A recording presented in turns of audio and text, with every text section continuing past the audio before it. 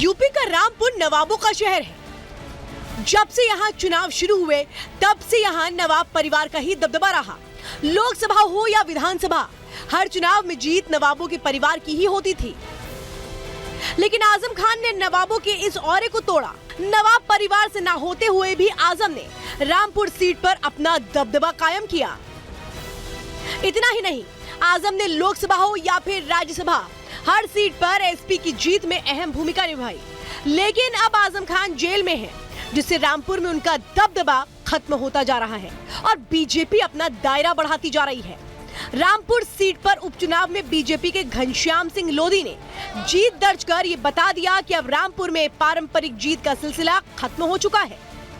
नवाबों की नगरी रामपुर हमेशा से ही यूपी की हाई प्रोफाइल सीटों में गिनी जाती रही है। अब्दुल कलाम आजाद से लेकर आजम खान जैसे नेता इसी सीट के जरिए संसद की दहलीज तक पहुंचे। लेकिन इस बार के लोकसभा चुनाव में मानो सन्नाटा सा पसरा हुआ है, क्योंकि आजम खान जो यहाँ के महत्वपूर्ण मजबूत नेता थे, वो फिलहाल जेल में है। हालांकि अब बात करें यहाँ से प्रत्याशियों की, तो समाजवादी पार्टी की ओर से इस बार मोहिबुद्दीन नदवी को प्रत्याशी बनाया गया है, जबकि बीजेपी की ओर से अपने पुराने चेहरे घनश्याम सिंह लोधी पर ही भरोसा जताया गया है।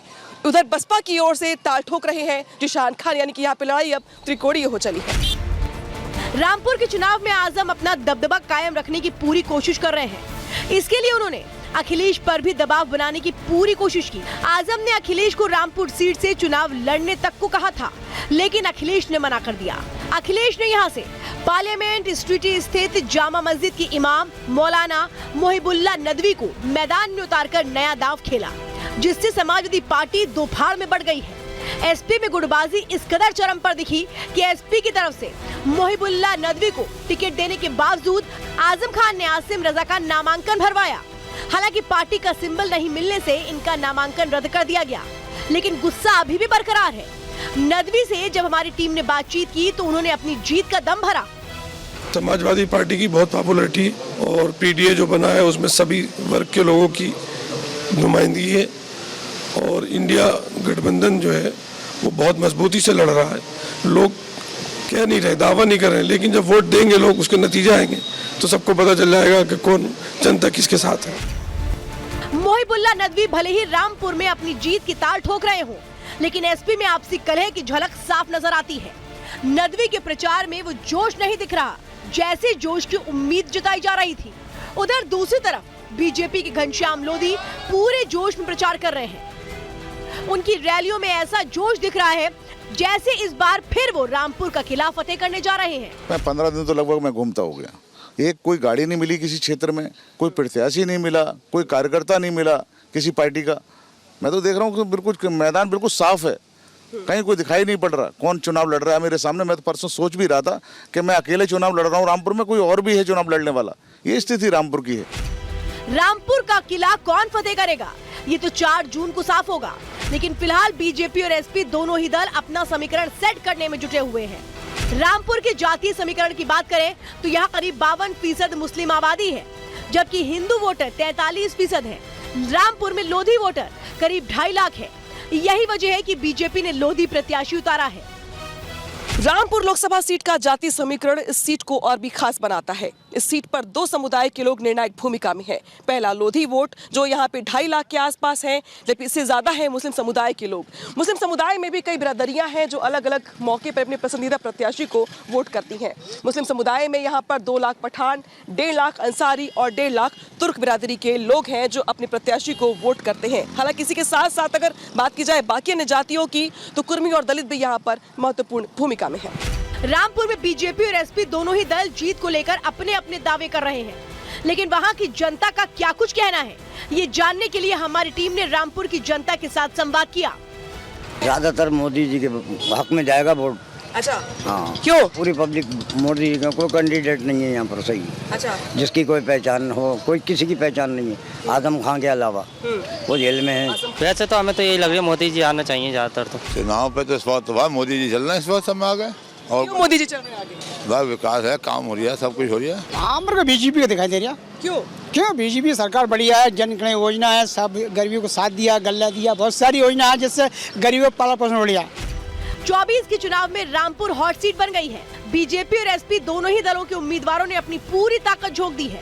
हालांकि बीजेपी प्रत्याशी को एसपी में पड़ी फूट का फायदा मिलता नजर आ रहा है। लोकसभा चुनाव के बीच टिकटों के बंटवारे को लेकर समाजवादी पार्टी में जमकर रार देखने को मिली और हालात ये बन गए कि आखिरी वक्त तक मुरादाबाद हो या फिर रामपुर सीट, दोनों पर प्रत्याशी बदल दिए गए।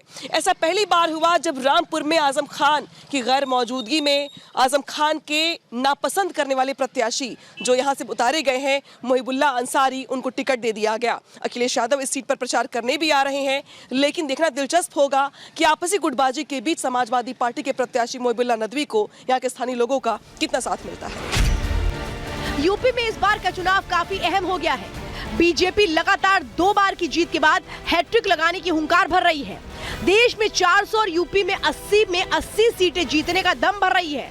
वहीं अखिलेश यादव बीजेपी की जीत के सिलसिले पर लगाम करने की रणनीति पर काम कर रहे हैं। ऐसे में रामपुर सीट काफी अहम हो जाती है। अब देखने वाली बात यह होगी कि बीजेपी एसपी के तमाम समीकरणों को ध्वस्त कर एक बार फिर रामपुर में अपना विजय पताका फहराती है या नहीं। Bureau report, Republic Bharat. और अब सीधे रुख करते संत कबीर नगर का, जहां से हमारे साथ जुड़ गए हमारे सहयोगी सृष्टि, ओवर टू यू। बिल्कुल अनामिका, देखिए एनडीए में जो घटक दल हैं उनकी भूमिका इन चुनावों में क्या होने वाली है उसे टटोलने की भी कोशिश हम लगातार कर रहे हैं। और आपको बता दें कि संत कबीर नगर से चुनावी जो प्रत्याशी हैं, यहां से प्रत्याशी उतारे गए हैं प्रवीण निषाद, बीजेपी के ही चिन्ह पर उतारे गए हैं, जो कि संजय निषाद के बेटे हैं, यानी कि निषाद पार्टी के अध्यक्ष, जिनका जो एनडीए के घटक दल भी हैं। दावा यहां लगातार उनकी ओर से जीत का किया जा रहा है, लेकिन आखिरकार समीकरण क्या है वो भी एक बार आपको बता देते हैं, क्योंकि कास्ट फैक्टर यहां सीधे तौर पर हावी है और ये बीजेपी को कितना प्रभाव देगा या कितना प्रभावी है वो भी हम आपको बता देते हैं। संत कबीर नगर में बीजेपी हैट्रिक लगाने की तैयारी करती हुई यहां पर नजर आ रही है और दावा कर रही है कि वो हैट्रिक लगाएगी। आपको बता दें कि बीजेपी ने प्रवीण निषाद को अपने ही चिन्ह पर उन्होंने प्रत्याशी यहां पर बनाया है, संजय निषाद के बेटे हैं। इसी के साथ आपको बता रहे हैं कि संजय निषाद सीधे तौर पर इस बात का दावा कर रहे हैं कि जीत उनकी होगी। पूर्वांचल में निषाद पार्टी का अच्छा खासा दबदबा भी माना जाता है और विपक्ष ने अभी तक खास बात यह है कि अपने पत्ते इस सीट के लिए नहीं खोले हैं, चाहे वो समाजवादी पार्टी की बात करें या फिर हम बसपा की बात कर लें। अभी तक प्रत्याशी घोषित यहां पर नहीं किए गए हैं, लेकिन क्या समीकरण है, किस तरीके से संजय निषाद जीत का दावा ठोक रहे हैं और कह रहे हैं कि जिसकी नैया पर हम बैठते हैं वो पार लगती है, देखिए इस रिपोर्ट में।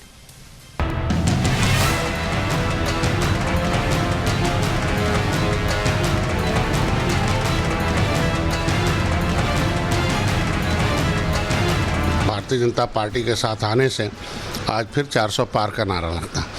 इंडियन पॉलिटिकल लीग में बात अब उस समाज की जिसके बिना भगवान राम की नैया भी पार नहीं हो सकती थी। जी हाँ, निषाद समाज। निषाद समाज की जातीय नाव बड़ी बड़ी पार्टियों का बेड़ा पार लगाती रही है। पूर्वांचल की सियासत में समाज का अपना वजूद है और इसी समाज के नेता हैं संजय निषाद, जिनके एक इशारे पर बड़े बड़े सियासी गढ़ ढह चुके हैं। उत्तर प्रदेश में बीजेपी 80 सीटों का लक्ष्य लेकर चल रही है और ये लक्ष्य निषाद पार्टी के होने से और आसान हो गया है। बीजेपी ने संत कबीर नगर से संजय निषाद के बेटे प्रवीण निषाद को टिकट देकर जीत की हैट्रिक लगाने की ठानी है। जिस कबीर ने पूरे जीवन जात पात धर्म मजहब का विरोध किया, उसके नाम पर बने संत कबीर नगर लोकसभा क्षेत्र में जीत हार का गुणा गणित जाति का आधार बनाकर किया जाता है। संत कबीर नगर सीट पिछले 2 बार से बीजेपी के कब्जे में है। प्रवीण कुमार निषाद यहाँ से सांसद हैं। ये वही प्रवीण निषाद है जिन्होंने गोरखपुर उपचुनाव में बीजेपी के गढ़ में जीत दर्ज की थी। लेकिन जब बीजेपी और निषाद पार्टी ने हाथ मिलाया तो प्रवीण को संत कबीर नगर की कमान दे दी गई। 2019 से अब तक प्रवीण अपने समाज और यहाँ की जनता की आवाज लगातार केंद्र तक पहुँचा रहे हैं। जो हमारा एक ज्वलनशील मुद्दा था आरक्षण का, उसको जब जब मौका मुझे मिला सदन के अंदर मैंने उसकी आवाज़ उठाई और उसको एक ड्राफ्ट के रूप में तैयार किया। एक विसंगति को दूर करने का हम लोगों ने इन 5 वर्षों में काम किया है। इस लोकसभा चुनाव में एनडीए ने 400 पार का लक्ष्य रखा है, जिसे हासिल करने के लिए यूपी के कई क्षेत्रीय दल एड़ी चोटी का जोर लगा रहे हैं। वहीं निषाद पार्टी के अध्यक्ष को मोदी की गारंटी पर भरोसा है। उन्होंने साफ शब्दों में कह दिया है कि उनका समाज और प्रदेश की जनता विकास और सुरक्षा की गारंटी पर वोट देने को तैयार है। कभी त्रेता में पार का नारा लगा था, गंगा पार, और कभी निषाद पार्टी के भारतीय जनता पार्टी के साथ आने से आज फिर 400 पार का नारा लगता। तो आर पार की लड़ाई तो है ना। विपक्ष जहां पीडीए का राग अलाप रही है, वहीं मोदी सरकार सबका साथ सबका विकास चाहती है। इंडी गठबंधन जहां एमवाई फैक्टर साधने में जुटा है, वहीं केंद्र सरकार मुस्लिम महिलाओं को भी उनका हक दिला रही है। यही वजह है कि एक बार फिर प्रदेश में मोदी लहर देखने को मिल रही है। महिलाओं को देखिए, सबकी सरकार थी, कांग्रेस की भी थी, सपा की थी, बसपा की भी थी, लेकिन किसी ने 3 तलाक का मुद्दा हल नहीं कर पाया। लेकिन आज मोदी जी के सरकार में देखिए वो भी हल हो गया। आज महिलाएं भी सुरक्षित हैं। 2014 और 2019 की तरह भी इस बार मोदी लहर का असर देखने को मिल रहा है। प्रवीण निषाद की दावेदारी मजबूत है। आलम यह है कि संत कबीर नगर में विपक्ष अब तक अपना प्रत्याशी फाइनल नहीं कर सका है। चुनाव में रणनीति की कमी विपक्ष की हार के संकेत दे रही है। ऐसे विपक्ष के पास आखिरी हथियार ईवीएम पर सवाल खड़ा करना ही रह जाएगा।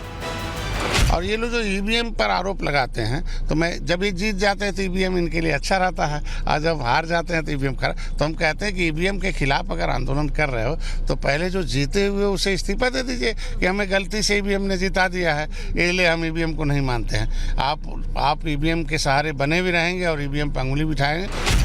संजय निषाद को जमीन से जुड़ा नेता माना जाता है। लखनऊ से लेकर दिल्ली तक धमक रखने वाले संजय निषाद आज तक अपनी जड़ों से जुड़े हैं। रिपब्लिक भारत से बात करने के दौरान उन्होंने अपने हुनर का प्रदर्शन भी किया। पिताजी तो सूबेदार मेजर रहे, लेकिन बड़े फादर हमारे पढ़ाने में बड़ा उनका योगदान रहा, चचा का। तो हम लोगों का घर तो नदी के किनारे रोहिणी है और ताल है, भाड़ी ताल है, उसमें मछली मारना और हम लोगों का पेशा था। चूँकि हम लोग भले निषाद राज के वंशज थे, लेकिन पहले सड़कें नहीं थी, नदियों के किनारे था, तो नदियों के ही राजा हम लोग हुआ करते थे। तो आज के दिन में उसका भूलता थोड़ी है। नेता और पार्टी अपनी जीत का दावा करती ही है, लेकिन इन दावों की सच्चाई जनता के बीच जाने पर पता चलती है। हमारी संवाददाता सृष्टि संत कबीर नगर की जनता का मूड भापने ग्राउंड जीरो पर पहुंची।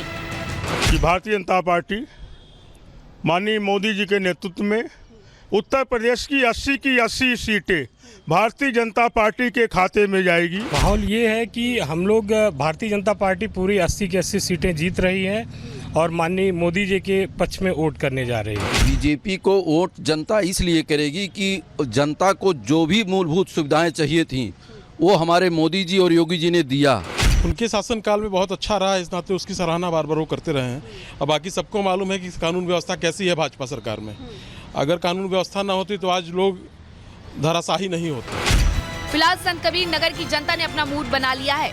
वहीं विपक्ष प्रत्याशी फाइनल करने में जितनी देर करेगा, प्रवीण निषाद की दावेदारी उतनी ही मजबूत होती जाएगी। अब देखना ये होगा कि प्रवीण के मुकाबले विपक्ष किस चेहरे पर दाव लगाता है। Bureau report, Republic Bharat.